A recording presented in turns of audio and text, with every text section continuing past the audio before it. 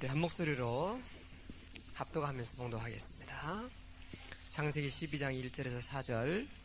여호와께서 아브라함에게 이르시되 너는 너의 본토 친척 아비 집을 떠나 내가 내게 지시할 땅으로 가라. 내가 너로 큰 민족을 이루고 내게 복을 주어 내 이름을 창대케 하리니 너는 복의 근원이 될지라. 너를 축복하는 자에게는 내가 복을 내리고 너를 저주하는 자에게는 내가 저주하리니 땅의 모든 족속이 너를 인하여 복을 얻을 것이니라 하시니라. 이 아브라함이 여호와의 말씀을 쫓아갔고 롯도 그와 함께 갔으며 아브라함이 하란을 떠날 때에 그 나이 75세였더라. 아멘.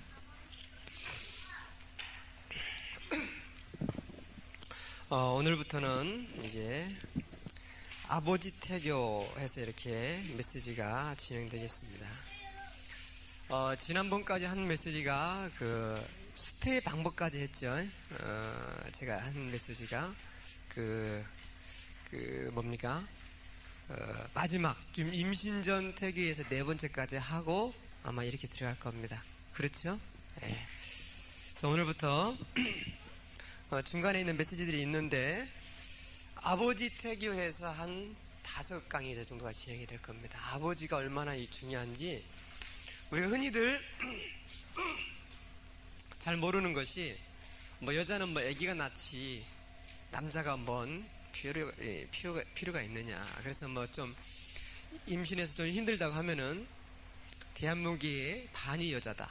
반이 아기 낳는데 당신만 그렇게 벼슬 했냐 막 그러면서 큰 소리 치는데 사실은 그게 아버지들이 몰라서 하는 얘기입니다. 진짜 아기는 아버지가 낳는다 이렇게 말할 수가 있겠습니다. 그래서 한 인물이 제대로 나오려면은 뭐가 좋아야 되냐면은 제일 먼저는 출생이 좋아야 됩니다. 출생. 이 출생이라는 것은 엄마로부터 태어나는 것이 출생의 그런 의미가 아니라 아버지로부터의 출생입니다. 아버지로부터 어떻게 태어나느냐. 그래서 아버지 날 낳으시고 어머니 날 기르신다. 이런 굉장히 중요한 말이 있지 않습니까? 그래서 부생아신이라 이런 말 있잖아요.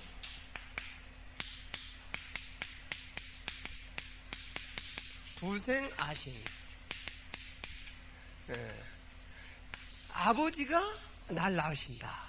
부생아신. 그리고 어머니가 날 기르신다. 그래서 감기가 아직도 안 떨어지는가 합니다. 그래서 이걸 갖다가 모국아신이라 이렇게 말을 했습니다.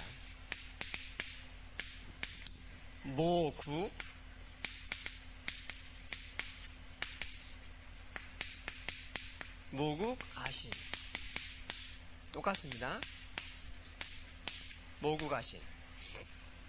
이렇게 해서 아버지가 날 낳으시고 어머니가 날 기르신다. 이런 굉장히 중요한 말이 있는 겁니다.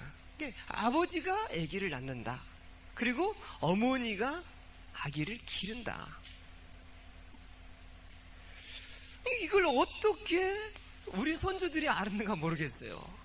그것도 남자가 발견한 게 아니라 여자가 발견했어요. 여자가. 조선시대 이시부인 아주 뛰어난 여자죠. 그래서 뛰어난 인물이 나오려면 어떻게 태어나느냐가 굉장히 중요합니다. 아버지로부터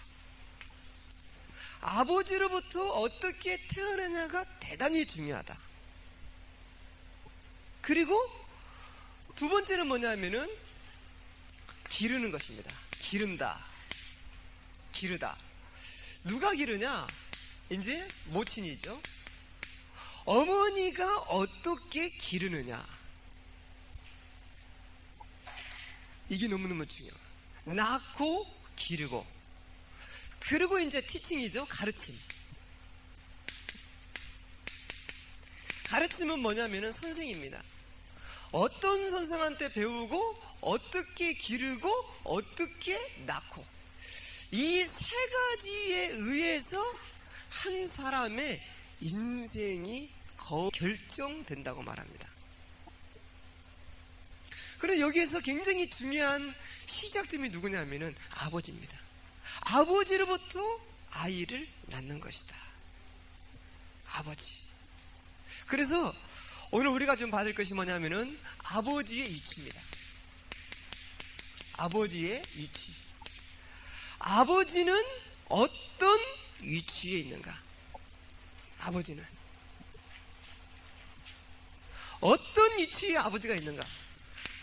아버지의 위치를 잘 봐야 됩니다. 한번 그 서론을 한번 읽어볼까요?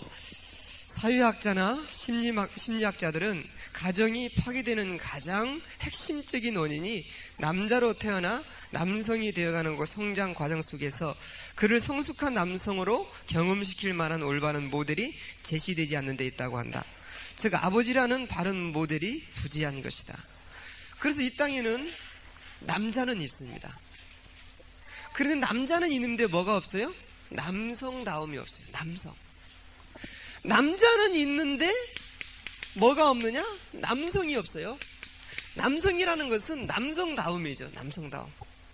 이 남자가 자꾸만 여성다워지는 거예요. 우리 아이들을 갖다가 어떻게 키워야 되느냐? 남성답게 키워야 됩니다. 그런데 남성은 있는데 또 뭐가 없느냐? 남편이 없습니다. 남편. 또 남편은 있는 것 같은데 또 뭐가 없느냐? 이 시대의 진정한 아버지가 없다는 겁니다. 아버지가 없는 겁니다. 그래서요, 우리 아이들이 번듯하게 잘 크는 집안을 가만히 보면은요, 누가 있냐면은 그 아이들 배후에는 어머니가 딱 버티고 있습니다. 어머니가 아주 멋진 어머니가 딱 버티고 있는 겁니다. 그 어머니 배우를 어머니 배우를 가만히 깊이 들어가 보면 그 배우에 누가 있느냐? 멋진 남편이 딱 버티고 있는 겁니다. 그런데 어떤 아이가 있는데 이 아이가 너무나 여러 가지 만에서 문제가 발생한다. 그러면 이 아이를 가만히 들어가서 보면은 이 아이에 누가 있냐면은 너무나도 많은 문제를 가진 엄마가 있고, 그 엄마를 깊이 들어가 보면은 누가 있냐면은 그야말로 가정의 규모도 안 되고 삶의 규모도 안 되고 여러 가지 면에서 엉망진창인 아버지가 버티고 있는 겁니다. 그러니까 아버지의 영향력이 얼마나 크게 집안에게 미치는지 우리는 빨리 알아야 됩니다. 아버지는요, 이 땅에서 돌아가셔도 여전히 남아있는 게 아버지입니다. 어떤 분이 그래요. 자기 어릴 적에 얘기를 하면서 나는 막내딸로 태어났어요. 그래서 얼마나 많은 사랑을 받는지 몰라요. 늘 나는 우리 아버지 다리에서 살았어요. 아버지 발에서 비고 그 아버지 다리를 안고 늘 거기서 갔다는 겁니다.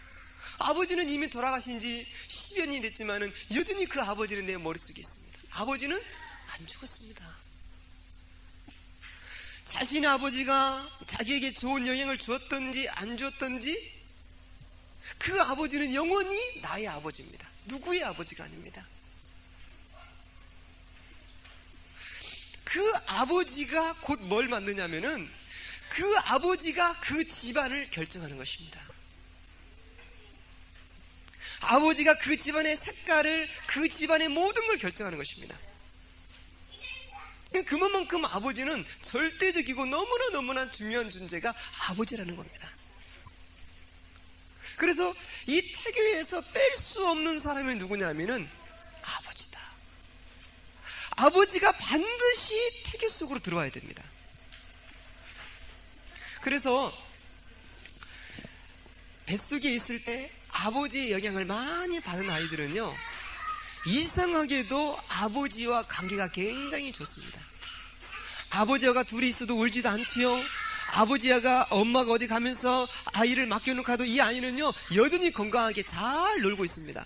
그런데 아버지하고 관계가 좋지 않았고 아버지의 영향을 잘 받지 못했던 태중환경을 갔던 아이들은요 아버지하고 같이 있으면은 불안해합니다. 불안해해요. 그러면서 엄마가 떠나면 막 울지요. 왜 그러냐? 아버지와 관계가 없기 때문에. 아버지는 뭐냐? 아버지는요, 생명의 시작이 아버지다. 생명의 시작이 뭐냐? 아버지다. 아버지로부터 생명이 시작됩니다. 놀라운 것은요, 여러분요, 기형아, 정신 문제아, 성격 문제아, 학습 문제아, 여러 가지 많은, 또 말하자면은 여러 가지 신경적인 문제아들, 이런 문제 아이들의 배우를 보면은 누가 있냐면은 아버지의 영향이 굉장히 크다는 겁니다. 특히 알코올성 증후군, 이미 태중에서부터 알코올로 중독된 아이들을 보면은 어머니로부터 유전적으로 내려오는 확률은 20에서 30%밖에 안 됩니다. 대부분의 많은 영향이 뭐냐면은 이런 생명의 시작인, 아따 겁나게 떠드네 이놈들이. 생명의 시작인 아버지로부터 주어지는 것이 70에서 80%가 아버지의 영향력입니다. 아버지의 영향력. 그래서 이렇게 한 정자가 만들어지거든요. 정자가 만들어져서 쭉 가다가 어느 날 수정이 됐습니다. 그래서 하나의 정자가 만들어져서 수정될 때까지에 걸리는 기간이 보통 한 100일 정도로 잡습니다. 약 3개월 정도. 그러면은 내가 지금 오늘 수정이 됐다, 오늘 임신이 됐다. 그러면 오늘 임신된 이 정자는요, 언제 만들어졌느냐? 적어도 한 100일 정도에 만들어졌습니다. 이때 이 정자라는 이 생식 세포가 만들어질 때에 어떤 영향을 주었느냐, 이때 어떤 음식을 먹었느냐, 이때 어떤 생각을 했느냐, 이때 어떤 스트레스를 받았느냐, 이런 모든 것들이 어디에게 가냐면은 이 정자에게 간다는 사실입니다. 이해가 되시죠? 그래서 엄마가 술을 먹어서 태아가 알코올성 증후군으로 태어나는 확률보다 이미 하나의 정자가 만들어질 때, 그때 3개월 전에 아빠가 어떤 상태에서 정자를 만들었느냐, 이 영향이 더욱더 크다고 밝혀지고 있는 겁니다. 그래서 아버지가 아이를 낳는 겁니다. 약 한 100일에 걸쳐서 아버지가 정자를 만들어내는 것입니다. 그래서 부생아신이라 이 말이 있는 겁니다. 아버지가 날 낳으시고 이 낳은 것을 엄마가 기르는 것입니다. 모국신하다, 이런 말, 모국아신이라 이런 말이 있는 겁니다. 그런데요, 이런 정자가 어떻게 만들어지느냐, 참 신비하고 놀라워요. 이렇게 고환이 있지 않습니까? 그러면 여기에 이렇게, 이게 부고환입니다. 부고환인데, 여기에 이제 말입니다, 수많은 이런 생식세포가 있어요. 이 고환, 가는 정관들이 있어요. 이런. 그런데 놀라운 것은요, 여기에서 생식세포의 어떤 가는 이것이 하나씩 떨어지는 거예요. 세포가 떨어지는 것이 호르몬, 남성 호르몬, 프로테스테론이라는 이런 호르몬을 영향을 입어가지고 이것이 뭘로 바뀌냐면은 정자로 바뀌는 겁니다. 세포가 떨어지면서. 몸에 하나의 세포가 떨어져 나가면서 그것이 뭐가 되냐면은 정자로 만들어지는 거예요. 너무나 신기하고도 놀랍게도. 그러니까 정자라는 것은 뭐냐? 몸의 일부분이라고 말할 수 있습니다. 아버지의 일부분. 아버지의 일부분을 통해서 뭐가 만들어지느냐? 후대가 만들어지는 겁니다. 그래서 이렇게 이제 만들어져가지고 이것이 흘러내려가는 겁니다. 계속 가는데 이 가면서 이 부관을 가가지고 또 이제 이런 여러 가지 이 정관을 거쳐가지고 이 거쳐가지고 마침내 이제 사출이 되는 거죠. 이때 사출된 이 정자는 적어도 약 한 3개월의 잉태 기간을 거치는 것입니다. 이때 어떤 영향을 입었느냐? 이때 어떤 자극을 줬느냐? 누가? 아버지가. 그래서 사정을 너무 많이 하고 임신하기 전에 너무 부관계를 자주 하고 이제 이렇게 되면 될수록 점점 뭡니까? 이 정자가 만들어지는 이것이 조금 공정을 제대로 거쳐야 되는데 공정을 제대로 거치지 못하고 날림 공사를 하게 되는 거죠. 말하자면 부실 공사. 이해가 됩니까? 부실 공사를 통해 가지고 이게 뭐가 만들어지느냐? 제품이 만들어지는 거예요. 이게 부실 공사. 공정을 제대로 거치지 못한 부실 공사. 그러니까 부실 제품이 나오는 거예요. 하자가 발생. 그래가지고 하자가 발생해가지고 다시 땜질을 해야 되는 거예요. 아주 신기하고 오묘한 비밀이 있어요. 그래서 우리 청소년 아이들이 4, 5세 아니면은 이제 이때부터 아이들이 사춘기를 접어쓰거든요. 그럼 이때부터 이제 뭘 하냐면은 아이들이 자유행위를 하게 됩니다. 자유행위. 근데 이 자유행위를 통해서 이 어릴 적에 자유행위 중독이 돼버리면은 어떤 현상이 일어나냐면은 여기서 굉장히 중요한 이 정자라는 것은 한마디로 말해서 몸에 농축된 엑기스라고 말할 수가 있습니다. 고농도의 에너지라고 말할 수 있어요. 이 고농도의 에너지를 갖다가 계속 뽑아낸단 말입니다. 계속 뽑아내고 계속 분출하고 계속 사출하면은 굉장히 많은 영향을 미치는 겁니다. 키도 안 크고요. 머리도 안 좋아지고요. 집중력도 떨어지고요. 더 중요한 것은요. 몸에 이상이 오고 늘 빌빌합니다. 그것도 모르고 우리 아들이 왜 이렇게 빌빌하냐. 저놈이 공부하냐라고 저렇게 힘든가 합니다. 그래가지고 뭐 사주죠? 보약 사주죠. 보약 먹고 힘내라. 그거 보약 먹고 힘내가지고 전부 다 그리 다 뽑아내는 거예요. 이게 얼마나 힘든 일이에요. 그래서 우리 청소년들에게 정확한 성지식과 자유행위가 뭔지를 가르쳐줘야 됩니다. 자유행위는 반드시 남자만 하는 게 아니에요. 여자도 마찬가지입니다. 요즘은 여자도 자유행위가 점점 많아지고 있어요. 왜 그러냐? 여성이 주권을 강조하다 보니까 자꾸 자주적인 독립을 가져다 보니까 그렇게 나타나는 거예요.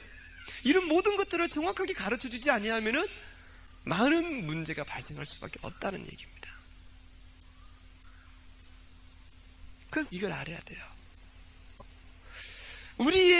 우리가 지금 하나의 수정체가 만들어지고 임신이 됐다 그러면은 내 세포의 하나의 덩어리가 떨어져 가지고 이것이 이렇게 나오는 거예요. 그러니까 내 몸에서 세포가 하나 떨어질 때에 내가 어떤 상태였느냐,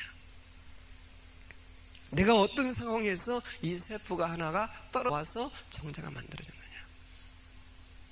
그래서 이렇게 임신 전에 그래서 한 100일 정도 금욕 기간을 거치면은 어떤 현상이 일어나냐면은 정자의 활동이 강해집니다. 그래서 임신이 되냐 안 되느냐를 볼 때에 정자를 받아가지고 현명히로 봅니다. 이런 어떤 평방미터 이런 어떤 작은 공간에서 얼마나 정자가 많고 또 정자가 얼마나 활동력이 좋느냐. 활동력이 좋냐 안 좋냐는 뭘 보냐면은 꼬리가 얼마나 많이 움직이느냐. 그런데 너무나 많은 부부관계를 통해서 너무 많이 사출을 하다 보면은 활동력도 약하고 정자가 성숙되지도 않고 물론 매일매일 정자가 만들어집니다. 매일매일 만들어져요. 그러면은 이렇게 한 번 사정한 그게 전부 다 정자냐? 아닙니다. 그 중에 극히 일부분이 정자예요. 나머지는 뭡니까? 정자의 활동을 돕는 에너지, 영양제예요. 우리가 이걸 좀 알아야 됩니다. 심지어는 정자는 있긴 있는데 핵이 없어요. 그럼 임신이 안 되는 거죠. 지금 우리 청소년들이 이 부분을 정확하게 이 얘기를 해줘야 됩니다. 그래서 아버지로부터 생명이 시작됐다. 이때 생명이 시작될 때에 아버지가 어떤 상태에 있느냐, 어떤 환경이 있느냐, 어떤 준비를 하고 생명이 시작되느냐. 이것은 너무너무 중요한 것입니다. 아버지는 뭐냐? 생명의 시작이다.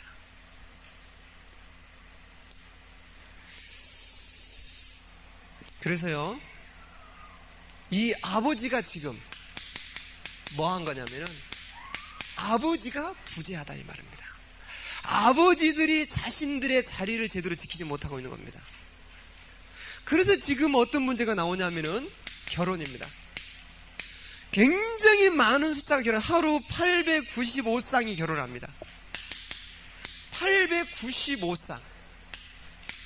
이 정도가 결혼하는데, 이 중에서 이혼율이 뭐냐면은 434가정이 이혼합니다. 왜 그럴까요? 이렇게 많은 이혼하는 것도 결국은 뭐냐면은 아버지 부재 현상.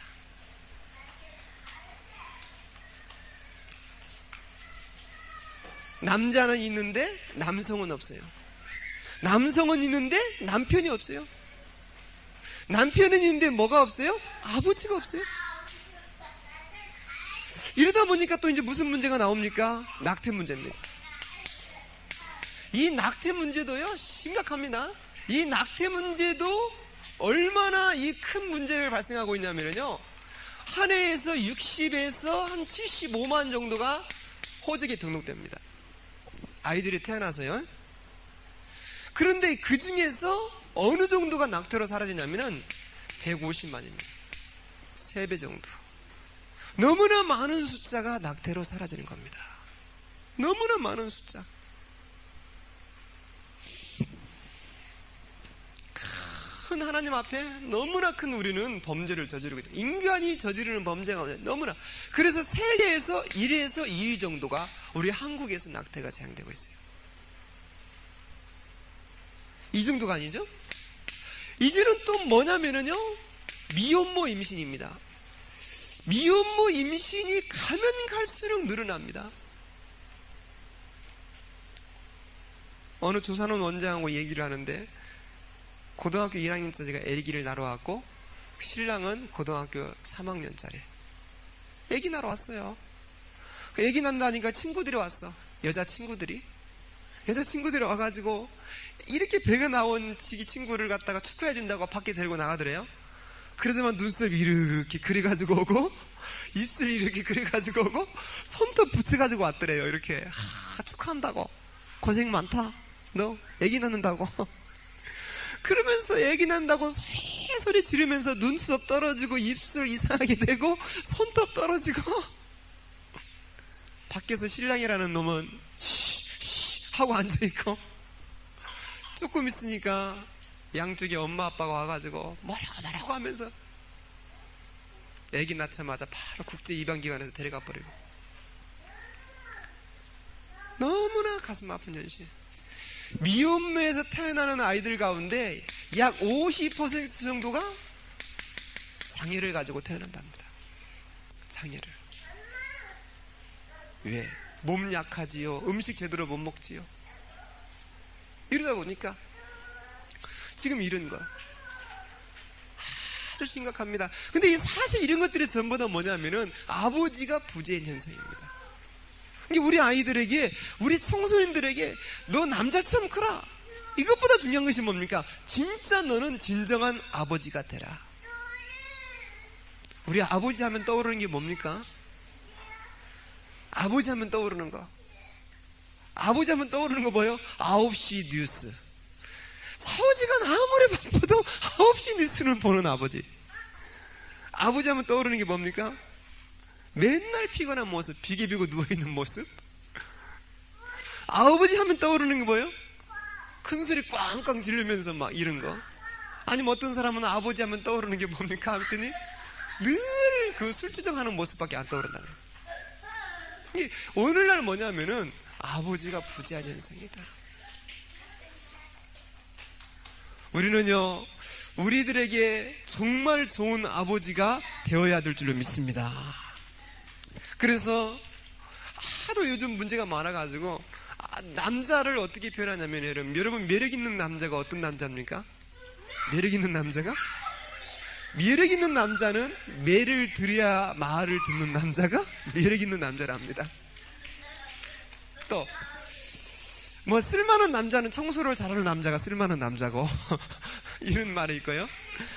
아까운 남자는 뭡니까? 아내의 장단에 맞춰서 아까 울고 또 웃는 남자를 아까운 남자라 이렇게 말을 하고, 요즘 하는 말이, 또 변심한 남자는 갖다가 변비에 심하게 고통당하는 남자가 변심한 남자, 실없는 남자는 갖다가 뭐 옷을 꺼매지 못해가지고 맨날 터져서 다니는 사람이 실없는 남자라고, 이만큼 아버지의 권위가 자꾸만 땅으로 떨어지고 있는 겁니다. 자, 네 번째, 아버지가 부재해서 일어나는 문제가 있습니다. 그게 뭐냐? 외도입니다. 아버지가 외도함으로 생기는 문제, 부인에게는 정신적인 문제가 찾아옵니다.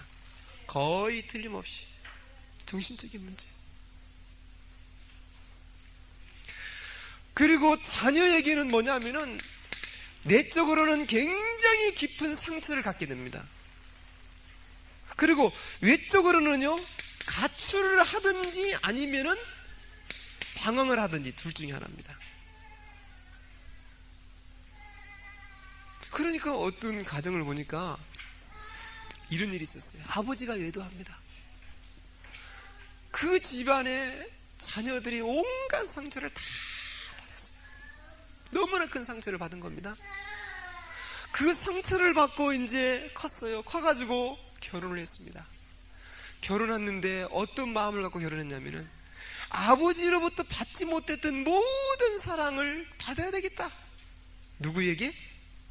남편에게서.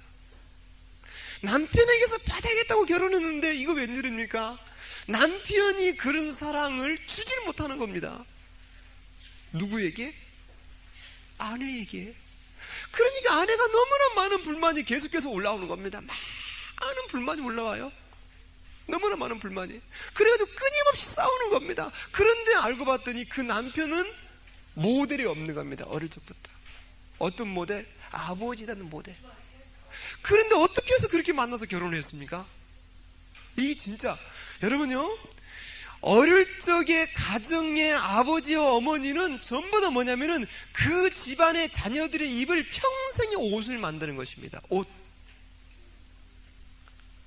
평생의 옷을 맞춰버리는 겁니다. 그래서 다른 옷을 입으려고 해도 절대로 다른 옷을 입을 수가 없는 겁니다. 무슨 말인지 이해가 됩니까? 이해가 되면 아멘이나 좀 해보세요. 아멘? 그만 해할란가 보다 오늘. 오늘 왜 이렇게 진짜 힘드냐? 진짜 우리 전국 대학교 가운데 제일 썰렁한 데가 여기입니다. 참 불쌍해 죽겠어. 아니 참 그게 나는 이해가 안 되는 것이, 우리 성도들을 보면은 정말 이해가 안 돼. 어찌 그렇게 멍청하고 바보고 쪼단지나. 그래서 제가 서울로 가든지 미국으로 가든지 그때쯤 가면은 아마 참 그때가 좋았지. 참 바보스러워. 메시지를 안 들어요. 참 이게 단순한 얘기가 아니거든요. 이건 뭐 임신을 하고 안 하고 차원이 아니거든요. 얼마나 바보스러운지 모르겠어. 그러니까 응답을 못 받지. 이게 있어요. 지금 이런 얘기 하려고 하니까 하다 하면 끊기고 하다 끊기고, 이게 진짜 이 지금요. 그래서 아이고 모르겠다. 그래가지고 이런 부분들이 너무나 많기 때문에 아버지들이 제대로 잘 준비가 돼야 된단 말입니다.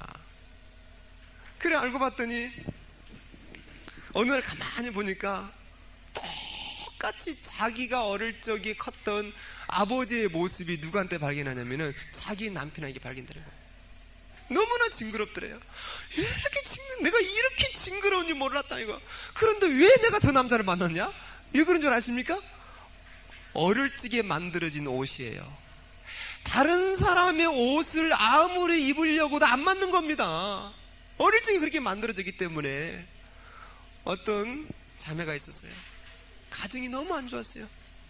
안 좋아가지고 나는 이제 진짜 우리 아버지 같은 사람 안 만날 거야. 나는 우리 이런 집에서 안 살 거야. 그래가지고 기도 열심히 했어요. 진짜 규모 있고 가문 있고 삶의 모든 게 갖추어진 그런 집안을 그래가지고 결혼하기로 했어요. 그래서 이제 사귀는 겁니다. 웬일입니까? 사귈 때부터 문제가 생기는 거예요. 어디 식당에 가서 밥 먹을 때에 그 여자 자매는요, 그냥 대충 밥에다 밥상 올려놓고 그냥 막 먹고, 맛있다. 물 한 번 먹고 끝나는데, 이 남자는 그게 아닌 거예요. 벽식도 차려야 되지, 손도 닦아야 되지, 수저도 맞춰야 되지, 뭣도 있어야지. 이게 안 맞는 겁니다. 밥 먹는 데부터 부딪히기 시작하는 겁니다. 어디 가서 물건을 살 때도 쇼핑할 때도 보니까 남자는요, 참 이렇게 뭐 감상하면서 보면서 그게, 그런데 이거 얼마죠? 깎읍시다. 이런 이게 안 맞는 거예요. 이게 너무나 안 맞아 버리는 겁니다. 거기서부터 문제. 너무나 좋아하지만 당신하고 나하고는 너무나 안 맞는 거다. 너무나 안 맞는 바퀴벌레 한 쌍이다. 안 되겠다. 그래가지고요 헤어졌어요. 세월이 흐르고 난 다음에 자기에게 딱 맞는 남자를 만났어요. 이야, 하나님이 붙여줬구나. 그래가지고 결혼했네. 결혼해서 몇 년 살다가 가만히 보니까 남자가 누워서 잠을 자는데 가만히 보니까 누구냐? 자기 아버지 모습이야. 딱 아버지야, 딱 아버지. 웬일이 나한테는 안 맞는 거야. 그만큼 아버지 영향력은 너무너무 큽니다. 아버지가 흔들리면은 집안 전체가 흔들립니다. 아버지가 질서가 없으면 집안이 엉망입니다. 아버지가 삶의 규모가 없으면 집안 전체가 좌우지간 이상하게 돌아갑니다. 이게 아버지가 제대로 안 만들어지면은 집안이 전부 다 어떻게 돌아가느냐? 역기능적으로 돌아갑니다. 역기능. 아버지가 아버지 역할을 못 해주는 거예요. 이사를 했는데 남편이 여보 저것 좀 해주세요. 나 할 줄 몰라. 이거 뭐 나 할 줄 몰라. 저거 뭐 좀 해주세요. 나 할 줄 모른다니까. 당신 집에서 뭐 배웠어요? 우리 엄마가 다 했어. 잘 배웠습니다. 그럼 그때부터 누가 하기 시작해요? 그때부터 부인이 또 망치 들고 치는 거야. 그러니까 여자들이 되도록이면 망치를 들지 마라. 아무리 급해도 신랑을 시키지 자기가 하지 마라. 왜? 자기 남편을 갖다가 마마보이로 만듭니다. 이게 요즘 그 젊은 사람들 하는 말이 플레이보이하고는 산다. 근데 마마보이하고는 절대로 못 산다. 왜? 역기능이기 때문에. 그만큼 이 아버지 영향이 너무너무 큽니다. 그러니까 인물 잘생겼다, 뭐 코가 크고 힘세 보인다, 이래가지고 선택했다는 진짜 큰 코 닥치는 거예요. 그게 아니에요. 하나님의 은혜 속에서 응답받기를 바랍니다. 아버지 영향이 얼마나 큰지. 아버지가 외도하면은요, 그 집안 전체가 모든 문제 다 걸립니다. 아버지가 어떤 문제에 걸립니까? 아버지가 자녀들과 관계가 안 좋다. 그러면은 반드시 우리의 청소년들은 방황합니다. 가출합니다. 자살합니다. 많은 문제 속에 들어가는 것입니다. 한번 읽어봅시다. 그러면 시작. 아버지가 흔들리면 가정이 흔들린다. 아버지가 불안하면 가정이 안정을 잃어버린다. 아버지가 절망하면 가정은 어두운 골짜기를 지나듯 아버지가 방탕하면 자녀들이 방황한다. 잘 보세요. 아버지는 태양입니다. 정오에서 한가운데서 쫙 내리비치는 태양처럼 아버지가 있어야 돼요. 근데 아버지가 맨날 한 잔씩 째려가지고 홍도야 우지 마라, 아빠가 있다, 글쎄라 금수나 이러고 다녀보세요.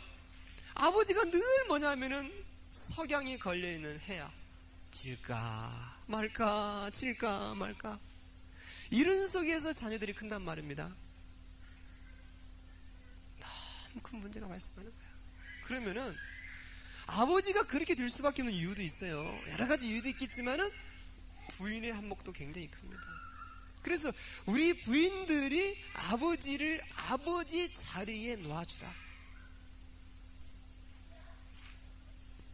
아버지를 아버지 위치로 만들어주세요. 그래서 자꾸 자신들의 남편들을 아버지의 자리로 끌어놓기를 바랍니다. 그래서요, 아침 되면은 아버지에게 인사하고 가라. 아버지가 축복해 주도록 만들고요. 여보, 당신이 애들 축복 한번 해주세요. 임신했으면은 배 내밀고, 여보, 이 태중인 아이 위해서 한번 기도 한번 해주세요. 이 아이 아버지가 한번 기도 한번 해주세요. 자꾸 아버지의 위치를 갖다가 높여주세요. 여러분요, 병들었어도 살아있는 남편이 감사하시기 바랍니다. 어떤 사람 제가 만났는데 남편이 그렇게 속색이야. 저 인간 죽었으면 좋겠다. 저 짐승 같은 인간 제발 좀 안 데려가나. 귀신들은 뭐하는지 모르겠어. 그런데 진짜 데려가 버렸어. 그래서 제가 이제 찾아가서 제가 실수할 뻔했어요. 그런데 이분이 만나자마자 얘기하는 거예요. 나를 그렇게 괴롭혔던 그 짐승 같은 인간이라도 내게 있었으면 좋겠어요. 그 자리가 얼마나 큰지 모르겠다는 거예요. 너무너무나 큰 자리, 너무나 자리가 비어버리기 때문에 공허하고, 그 그늘, 나를 그렇게 속삭였던 그런 자리라도 있었으면 좋겠다는 겁니다. 여러분, 신랑들에게 잘해주시길 바랍니다. 아멘. 아버지의 위치 너무나 큰. 두 번째, 성경적으로 아버지는 어떤 위치에 있습니까? 성경적으로 아버지 위치를 보면은요, 아버지는 가문을 대표하는 위치입니다. 그래서 아버지가 그 집안의 가문을 결정합니다. 그래서 우리 청소년들에게 너는 어떤 아버지가 될 것이고 어떤 가문을 만들 것이냐, 아버지가 그 집안의 가문을 만듭니다. 아버지가 그 집안의 가문의 색깔을 만듭니다. 아버지로 인해서 그 집안의 모든 축복의 문이 열리는 겁니다. 축복의 통로가 뭐냐? 아버지로 인해서. 그래서 아버지가 뭐가 돼야 되느냐? 아버지가 복의 근원이 돼야 될 줄로 믿습니다. 아버지가 근원이 돼야 돼요. 반대로 아버지는 또 뭐냐? 아버지는요, 반대로 굉장히 중요한 것이 영적인 대물림. 영적인 대물림의 통로가 아버지가 될 수가 있습니다. 이 아버지의 위치는 너무나 절대적인 위치라는 사실입니다. 임신 전에 아버지들이 알아야 될 굉장히 중요한 말이죠. 두 번째로 아버지에게 있는 것입니다. 아버지에게는 뭐가 있습니까? 축복권이 있습니다. 자녀를 축복할 수 있는 축복권. 그래서 아버지들이 말합니다. 임신 전부터 그리스도의 이름으로 자신의 후대를 축복하시기를 바랍니다. 자신의 후대를. 우리가 임신 전에 기도하잖아요. 그때 여자들만 태반을 놓고 손 올리고 막 기도하니까 남자들은 목이 힘주고 막 아ጭ고 자치고, 사실은 그때 뭐냐면은 남성들도 마찬가지입니다. 자신의 후대를 넣고 기도해야 됩니다. 축복하면서. 그리고 이제 임신했다. 임신 중에는 말입니다. 더욱더 적극적으로 후대를 축복하면서 기도하시기 바랍니다. 더욱더 적극적으로. 그래서 출산했다 그러면은요, 이때는요 더욱더 적극적으로 아버지들이 양육에 참여하세요. 아버지가 끌어 안아주고 아버지가 키워주고. 그래서 아버지가 이 양육에 참여한 그런 아이들은요 훨씬 더 논리적인 사고력이 더 많아진다는 겁니다. 아버지의 축복권. 아버지는요 축복권도 있지만은 반드시 또 저주도 할 수 있어요. 그게 누구 경우입니까? 노아 아닙니까? 노아가 말입니다. 창세기 9장 25절 29절에 보니까 함, 셈, 야벳이 있었습니다. 그때 노아가 셈과 야벳을 축복합니다.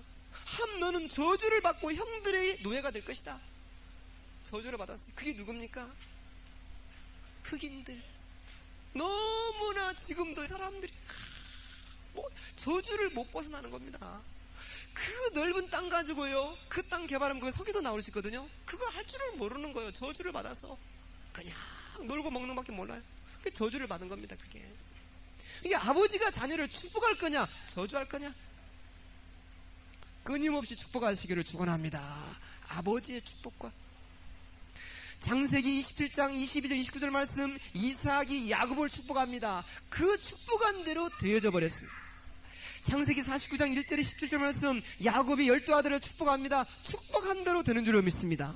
아버지가 갖고 있는 축복권 마음껏 쓰시기를 바랍니다. 아버지가 가지고 있는 것 가운데 뭡니까? 제사장권. 이건 뭡니까? 예배입니다. 예배를 집례할 수 있는 축복이 아버지에게 있습니다. 가정에서 아버지가 예배를 드린 겁니다. 아버지가 가정을. 그래서 이 욥도 보세요. 욥기 1장 1절에 4절 보니까 욥이 자신의 자녀들을 위해서 끊임없이 예배를 드립니다. 창세기 22장 1절 4절 보면 이삭도 아브라함도 단을 쌓습니다. 창세기 35장 1절 야곱도 단을 쌓습니다. 제사장권에 축복권이 있다는 사실입니다. 자, 세 번째, 임신 환경으로서의 아버지입니다. 임시경에 아버지가 어떤 위치에 있는가? 가장 첫 번째는요, 성입니다. 성을 결정하는 것이 누구에게 있느냐? 아버지에게 있다. 아버지에게는 성 연습체가 X, Y가 있죠. 두 개가 있습니다. 어머니에게는 성 연습체가 Y 연습체가 하나밖에 없습니다. 그래서 X, Y가 만나느냐 Y, Y가 만나느냐, 여기서 성 구별이 되는 것입니다. 그래서 X, Y는 남자고 Y, Y는 여자입니다. 근데 이것을 누가 결정하느냐? 반대로 얘기했습니까? 네. 이게 여기서 이제 굉장히 중요한 것이, 후성을 결정하는 것이 곧 누구에게 있느냐? 아버지에게 있다. 이 성 영접처를 어떻게 주느냐에 따라서 아버지가 결정해버린 겁니다. 아들 안 낳는다고 부인 바꾸고 그랬는데 지금부터는 바꿔야 돼요. 남편을 바꾸는 농담. 이건 농담이고요. 그만큼 아버지가 뭐가 있냐? 영향을 많이 미친다는 사실입니다. 두 번째 이제 뭐냐면요, 아버지는 뭐냐? 씨앗을 만든다. 씨앗을 갖다가 우량종을 만들 것이냐, 아니면은 잡종을 만들 것이냐? 아버지에게 영향을 미치는 것입니다. 아버지가 좋은 씨앗을 만들어서 전 밭에다가 심어야 돼요. 뿌리지 말고. 이런 메시지는 언제 드려야 되느냐? 임신 전에. 아멘. 이 메시지를 잘 듣고 준비를 해야 됩니다. 씨앗을. 그래서 이 씨앗이라는 것은 뭐냐면은 자신의 분신이다. 분신.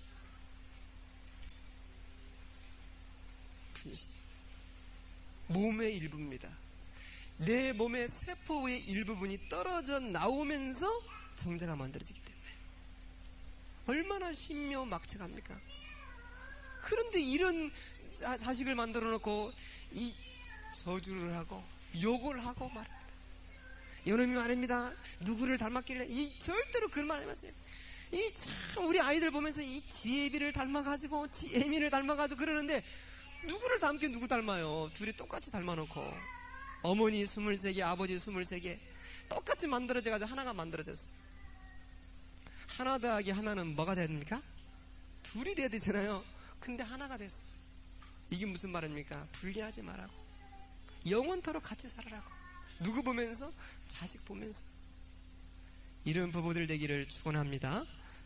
자, 세 번째, 아버지는 태중 환경에서 어떤 것을 결정하느냐면은, 아버지는요, 태아의 성장, 태아의 사회 성장, 두뇌 성장, 사회 성장에 너무나 중요한 영향을 미치는 게 아버지다. 아주 아버지요. 또 네 번째, 아버지는 뭐냐면은요, 태아에게 있어서 영적 문제의 발생도 역시 아버지로부터 시작된다는 사실입니다. 임신을 했는데 아버지가 자꾸만 가출하고 이상한 거 돌아다닌다.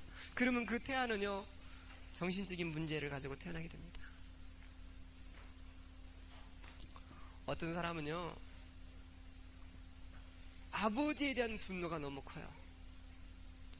그래서 이제 그 아이가 중고등학교 때는 학교를 안 다니는 겁니다. 아예 가출을 해버려요. 어머니는 너무나 많은 기도하죠. 그러면 그 아이가 왜 그렇게 됐을까요? 그 원인을 깊이 들어가 보는데, 그분이 섬에서 근무를 했어요. 섬에서 근무를 했어요. 그래가지고 임신을 했단 말이에요. 첫째 아이 낳고 둘째 아이를 임신을 했어요. 남편이 빨리 뛰어라. 그러니까 어떻게 섬에서 배 타고 나왔어요. 나와보니까 아기가 너무 적은 거야. 그래서 의사가 좀 더 키워서 지웁시다. 또 들어갔어. 그래가지고 이제 좀 키워가지고 나왔어. 그랬더니 의사가 출장을 가버렸네. 그래서 또 집으로 들어갔어. 그래가지고 좀 이따가 또 나왔더니 애기가, 그래가지고 이제는 더 이상 질 수가 없습니다. 이제 납시다. 그런 거야. 그런 와중에 이 아이는 너무나 많은 태중에서 태아는 다 알고 있고 다 보고 있고 다 듣고 있습니다. 그런데 지금 이 엄마가 뱃속에 나를 키우는 것은 지우기 위해서 키운다는 이런 어떤 배반감, 이런 그 거부받았다는 그 상처, 이게 너무나 큰 겁니다. 그리고 끊임없이 이제 남편이 구박하는 겁니다. 아기를 왜 낳느냐, 우리가 낳으면, 이러면서 아기는 컸어요. 커가지고 태어났습니다. 웬일입니까? 아버지하고 가까이 가지 않습니다. 심지어 자기 시어머니도 그렇게 구박, 시어머니한테 가지도 않는 겁니다. 아기가 컸어요.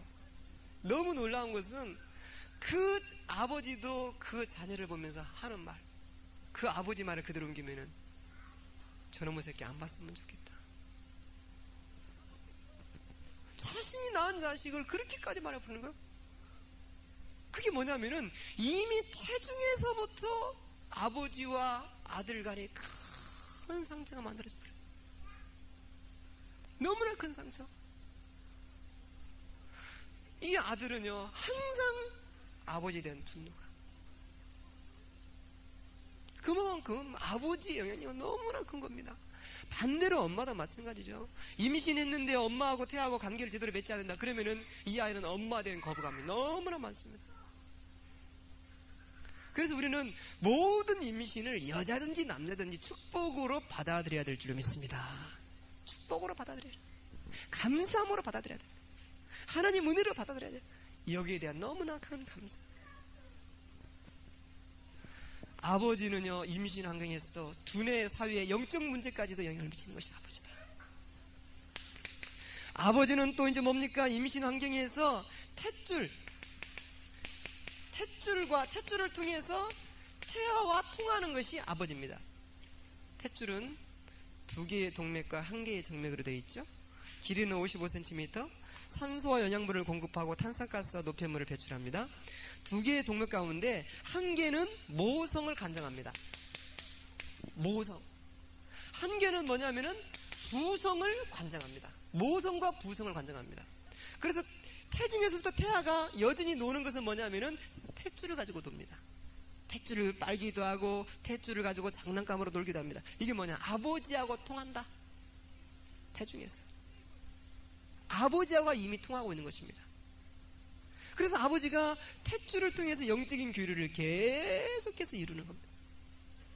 이런 아버지들 되기를 주의 이름으로 축원합니다. 자, 4번째, 일반적으로 아버지는 어떤 위치에 있느냐? 아버지의 위치는요, 권세 자리입니다.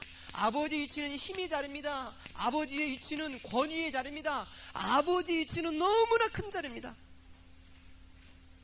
아버지는 또 긍휼과 사랑의 자리가 될 수도 있고 엄청난 권세를 거느리는 아버지. 그래서 이 아버지는 뭐냐면요, 너무나 힘이 있는 자리. 그래서 이런 권세가 있기 때문에 자녀들에게 굉장한 힘을 실어줄 수 있는 것이 아버지입니다. 아버지가 한마디로 딱 해보세요. 신납니다. 반대로 아버지는 너무나 큰 위치에 있기 때문에 아버지가 잘못하면 엄청난 상처를 심어줘 버리는 것이 아버지의 자리입니다. 큰 상처를 심어버리는 것. 그래서 이 아버지의 자리는 너무나 크기 때문에 누구도 대신할 수가 없다. 돈으로 대신할 수 있겠습니까? 돈으로? 아버지의 자리를 갖다가 어떤 세상에 있는 이 물질로 아니면은 지식으로 이걸 대신할 수 있겠습니까? 못합니다. 아버지의 자리를 앉혀놓고 아버지가 역할을 할 수 있도록 우리는 기도해야 될 줄로 믿습니다. 엄마가 대신 못합니다. 그러면은 아버지가 얻는 분은 어떻게 합니까? 그럼 나는 완전 저주받다. 그런 얘기가 아니죠. 엄마가 하면은 그만큼 잘할 수가 있습니다. 그런데 축복 중에 더 큰 축복은 아버지가 같이 할 수 있다는 것, 얼마나 큰 축복인지 모릅니다. 성격에 문제가 있는 사람들을 깊이 들어가 보면은요, 태중 환경, 영유아 시기 환경, 어릴 적의 환경, 이런 환경에서 많은 영향을 받은 사람이 누구냐면 아버지입니다. 아버지가 어떻게 키웠느냐. 분노가 자리 잡기도 하고요, 굉장한 어떤 거부 반응이 자리 잡기도 합니다. 저도 마찬가지예요. 어디 갔는데 똑같이 커피를 먹는데 나만 커피를 안 준다. 굉장한 거부감이 생겨요. 나를 무시하는 거야 지금? 다 인사를 하는데 나한테만 인사를 한다. 그러면 저 사람을 패 죽고 싶을 정도로 거부 반응이 생기는 거야. 거부감. 왜 이럴까? 왜 이렇게 많은 것이 생길까? 이제 그게 만약 내가 갖고 있는 상처입니다. 저 사람이 좀 커피가 모자라서 그러는가 합니다. 이렇게 생각할 수 있는데 나를 무시하는구나 이렇게 생각해 버리는 겁니다. 이게 뭐냐? 내 속에 있는 어떤 숨은 상처입니다. 이런 숨은 상처가 언제 만들어졌을까요? 그게 저는 태중 환경이었습니다. 이게 저는 우리 엄마가 그래요. 우리 어머니가 저놈을 안 낳으려고 했는데 낳는데 이런 말을 제가 들었어요. 그러니까 나는 이미 계획이 없었던 거예요. 우리 집안에서 이미 열애된 상태였어요. 그런데 어쩌다가 그것도 우리 아버지가 실수해서 내가 생긴 겁니다. 그랬더니 너무나 먹고 살기 힘들잖아요. 어릴 적에 얼마나 힘들어. 우리 집안은 특히 똥구멍이 찢어지게 가난했기 때문에 너무나 가난했어요.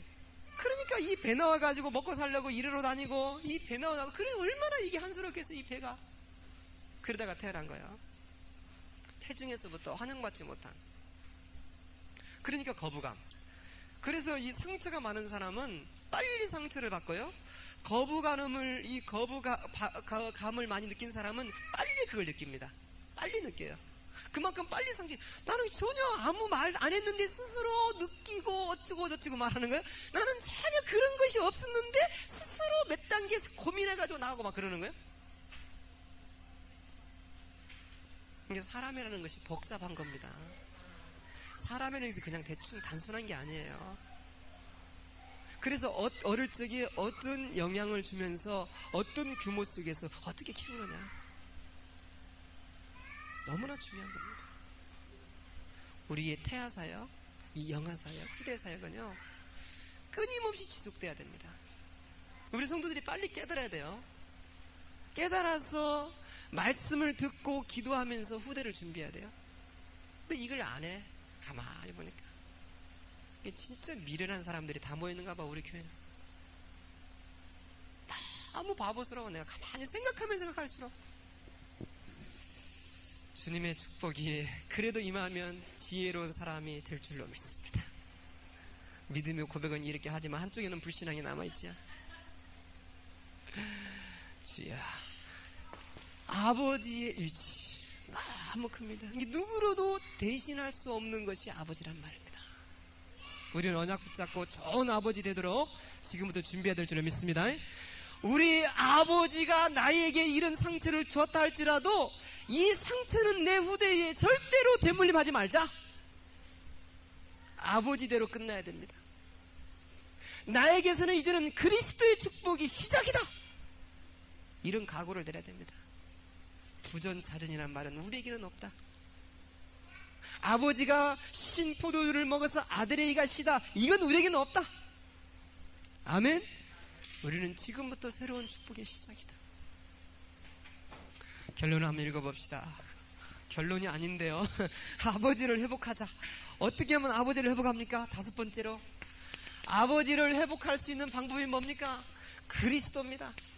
마태복음 16장 13절에서 20절 말씀, 아버지가 그리스도의 비밀 발견해야 될 줄로 믿습니다. 그리스도의 비밀을 발견하는데 발견을 어떻게 해야 되냐면은 골로새서 2장 2절에서 3절 말씀, 이 속에서 보화를 발견해야 될 줄로 믿습니다. 맨날 예수 믿으면 뭐 할 거예요? 예수님 속에서도 보화를 발견 못하는데, 맨날 그리스도 하면 뭡니까? 그 속에서 지혜를 얻지 못하는데, 이런 바보스러운 것이 어디 있어요? 맨날 주여 하는데 이 속에서 이 지식을 못 얻습니다. 이건 능력이 없는 겁니다. 그러니까 모든 아버지들이 그리스도를 발견하고 이 속에서 보화와 지혜와 지식을 얻어내야 될 줄로 믿습니다. 그리고 이런 아버지들이 요한복음 1장 12절 말씀 영접하는 겁니다. 영접해서 네 번째로 어떻게 합니까? 그야말로 고린도전서 2장 12절에서 14절 말씀, 하나님의 영으로 충만해지는 아버지, 주의 성령으로 충만한 아버지. 그리고 나서 이런 아버지들이 결국 뭐가 됩니까? 복의 근원이 되는 아버지. 복의 근원. 이런 멋진 아버지들이 되기를 주의 이름으로 축원합니다. 요한복음 14장 14절 말씀, 아버지가 뭐랍니까? 기도의 비밀이 있는 아버지.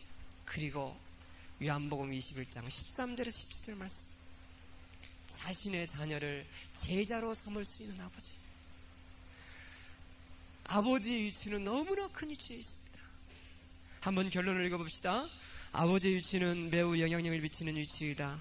아버지의 자리는 너무나 커서 누구도 대신할 수 없는 자리이다. 아버지의 역할을 바르게 할 때는 아버지가 언약을 바르게 회복하고 자신의 축복과 영적인 비밀을 깨달을 때이다.